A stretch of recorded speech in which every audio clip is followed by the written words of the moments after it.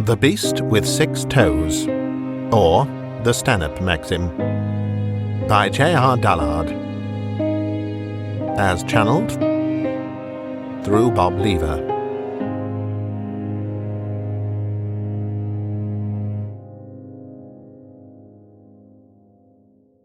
Every foot tells a story. The science of poosology, the anatomy and physiology of the nervous system in general, and of the feet in particular, with observations upon the possibility of ascertaining the several intellectual and moral dispositions of man and animal by the configuration of their feet. Noah Eustace Stanhope. Basil Netherparts had, perhaps unsurprisingly given his surname, always been partial to feet. His own in particular. He had 2 of them. Diverging from the norm, however, he had 11 toes, 5 on the right foot and 6 on the left. He'd never considered this odd growing up. His elder brothers and his father all bore the same characteristic. A trait of the male lineage of the Netherparts family, it was, his father advised him, something to be proud of, and simply meant that there was more of him to love. Basil had always been proud of his feet. As a child he was often to be found with his socks off, staring at them admiringly, in quiet contemplation. All his toes had been given names, and he would speak with them, individually and sometimes in groups. He considered them his friends, and was, consequently, never lonely. Yes, that is where his foot fascination had begun, with his very own. And as he grew, he was of the mind that if you take care of your feet will take care of you, an assertion that was further reinforced by his own robust good health. It was an edict that would ultimately dictate his chosen career, though it would take a good many years for him to find his true raison d'être. Having followed his father and elder brothers into the medical profession, his epiphany came after spending much of his adulthood as a leading chiropodist. It was on the evening he attended a lecture on the science of poosology given by Dr. Reginald Montague Foster, a leading disciple of one Noah Eustace Stanhope, who had effectively introduced this new science to the world. Basil was to learn that poosology, from ancient Greek pous, foot, and logos, knowledge, is a science which involved the measurement of bumps on the feet to predict mental traits. It was based on the concept that the foot is an organ of the mind, and that certain brain areas have corresponding, localized, specific functions or modules situated there. The central poosological notion that measuring the contour of the foot could predict personality traits was developed by the aforementioned Australasian physician and sheep farmer, Noah Eustace Stanhope, and the discipline was to prove highly influential in the late 19th century. The principal British centre for poosology was in Gloucestershire, where the Gloucester Poosological Society was established in 1874 by Dr. Foster himself. Its application as a complementary non-surgical form of treatment for any number of mental aberrations struck Netherparts as profoundly advantageous, and he launched himself into becoming a skilled practitioner in the field with unbridled enthusiasm. There were those amongst the medical fraternity who considered poosology at best a pseudo-science, and at worst mere quackery. But Basil would simply laugh and shrug off these criticisms, pointing to his results and the wealthy clientele who were queuing up for his services. Netherparts actively promoted poosology as a source of psychological insight and self-knowledge. After physical examination, his clients would receive a written delineation of their character, or a standardized chart with their score, combined with advice on how to improve themselves. Many of his satisfied clients considered his insights nothing short of miraculous. People also consulted him for advice in matters such as hiring personnel or finding suitable marriage partners. And it was after one such consultation that his life was to take a very queer turn indeed. He had completed one such consultation at the grand ancestral home of long-time family friend, the Dowager Lady Bettina Nutbush, and, as he was washing his hands at the bowl post-examination, the Dowager gave further instructions to her maidservant, who had recently brought the hot water for the task. Said maidservant returned shortly thereafter with a large glass jar covered in a linen shroud, and placed it on a side table. "Given the nature of your occupation, you may, I think, be interested in this object, my dear Basil," she said. "It was left at the church door of St. Barnabas. We're having a bring-and-buy sale for those in want of common necessities, you know. But, for the life of me, I don't know who would buy it. I did think of putting it on the White Elephant stall, but—" He looked at her curiously.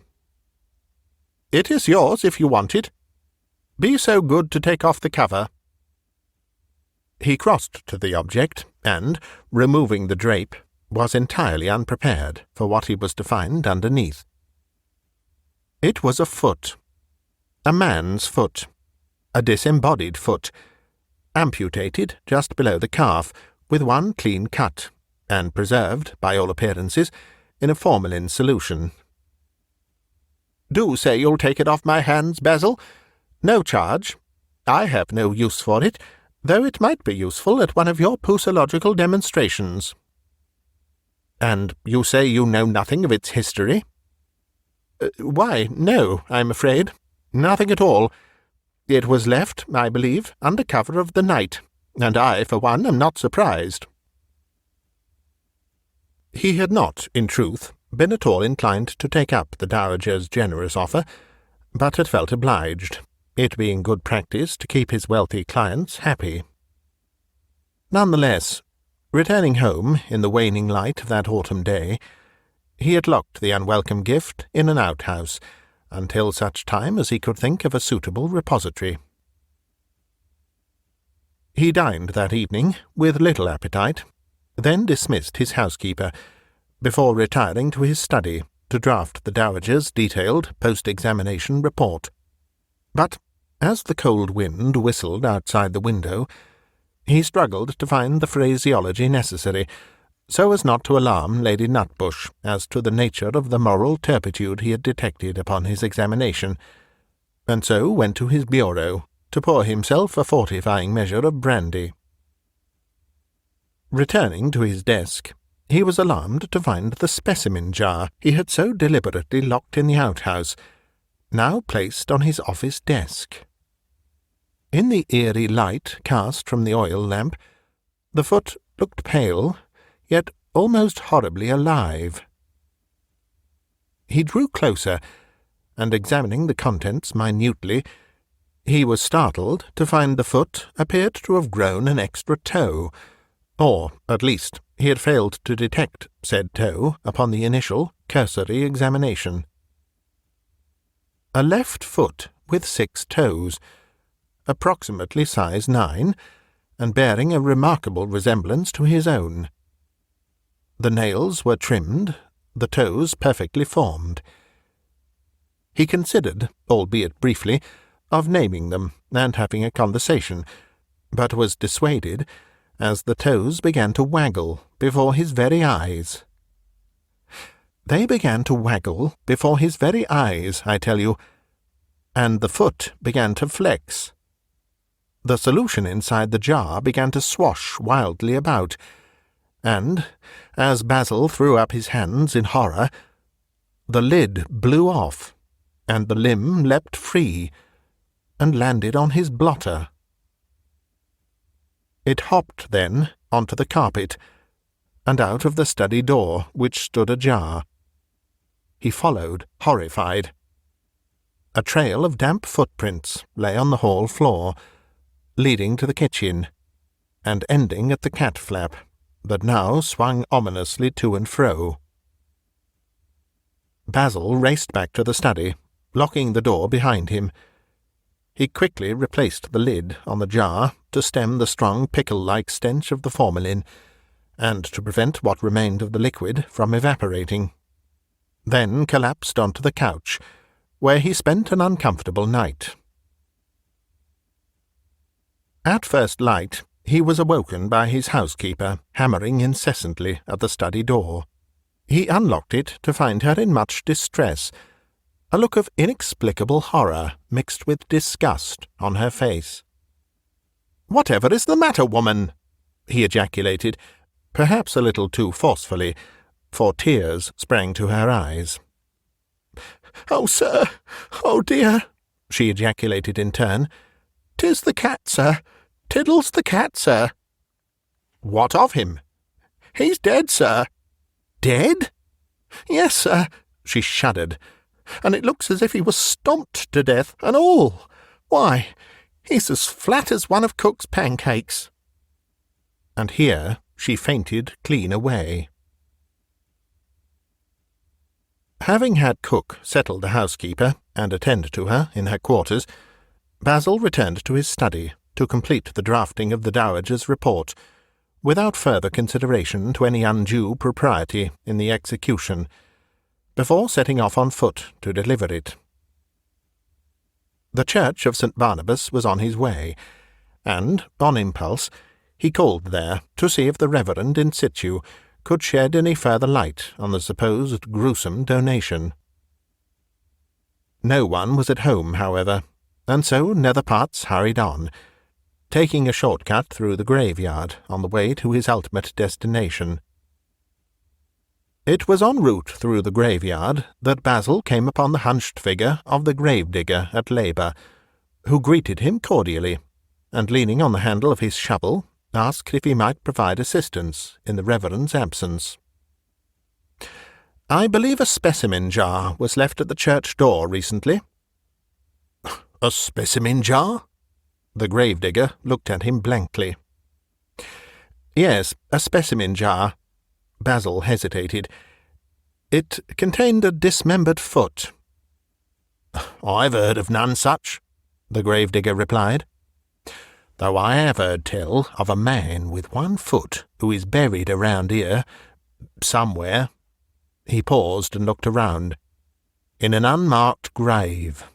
A bad lot, by all accounts, he was. No one to mourn his passing. Perhaps his foot came home to roost." And here he gave a toothless grin. Basil hurried on. Not wishing to be formally announced, he made his way to the back of the Dowager's property, and, entering through the French doors, found her seated on the couch. "Basil!" She blanched. "Back so soon?" "You seem surprised, Lady Bettina." "I am. What has brought you?" "Amongst other things, this." And he flung the written delineation of her character into her lap. She scanned it through her pince-nez and turned ashen. "Then you know?" "I suspect. Only you can confirm." "But how?" "The foot never lies, and yours bears the unmistakable trait known to those of us expert in my profession as the philanderer's knob." She faltered, then went on. "My husband was serving in the military overseas for an extended period, and your dear father was a great comfort to me." A bitter tear fell from her eye. "You must understand, we were young and full of spunk." He nodded. "Well," she went on, "suffice to say, Clarence was the result." She sobbed. "I packed him off with a housemaid and her husband to the Americas with sufficient funds and a promise never to return, but—" "He came back." "Yes, and threatened to expose our ill deed to my late husband." She took a kerchief from her sleeve and dabbed her nose. "You must believe me when I tell you, I did not mean to kill him when I hit him with that heavy, blunt object, but—" Basil snorted. Let me suggest an alternative scenario, if I may. Clarence returned as an adult, not to ruin, but to reunite with you, his mother." "Yes, yes," she screeched, "but it would have been the ruin of me." Basil shook his head in dismay. "And my father aided you?" he asked. "Yes, cut off his foot. It was the only evidence linking us to the crime. Then we disposed of the body in a ditch. It was found, however, and buried locally." "So I gather," he snorted again. "But why, in God's name, did he preserve the foot?" "As a token of affection," she ventured. "Affection? Dear God!" He looked at her accusingly. "And was it affection that made you pass it along to me?" "If you read my foot correctly, you will know I am not long for this world. Who else would keep the secret?" "Because of the 6 toes?" "Because of the 6 toes." "Damn you!" "Do not think unkindly of your father or myself, dear Basil," she beseeched him. "Believe me when I say we both suffered the torments of hell for our wrongdoing. Guard the foot at all costs, and pray keep the family secret." "It is too late," he sneered. "Too late?" "Yes. The foot is gone." "You destroyed it?" "No," he laughed contemptuously. "It has escaped its confines, and I think you need be very afraid for the consequence." Her eyes widened in alarm. What are you suggesting?" "I am suggesting, madam, that the foot will return and have its revenge with its true custodian." "But why? Why? It has been in my possession for years. Why now?" "Because in giving it away, it proved to be the ultimate rejection of your own flesh and blood, foot and all." And with this, Basil Netherparts turned and exited through the French doors, without a backward glance at the mortified figure on the couch, who collapsed in tears. He was not at all surprised to read in the local paper, shortly thereafter, that the Dowager had been found dead in her bed. The cause was deemed to be asphyxiation, by a party or parties unknown. The only evidence was 6 clear bruises, and a strange imprint on her startled face. Yet he was strangely reassured to further learn from the gravedigger at St. Barnabas that a disembodied foot had been found with its toes buried in the soil atop the unmarked grave of the one-footed man.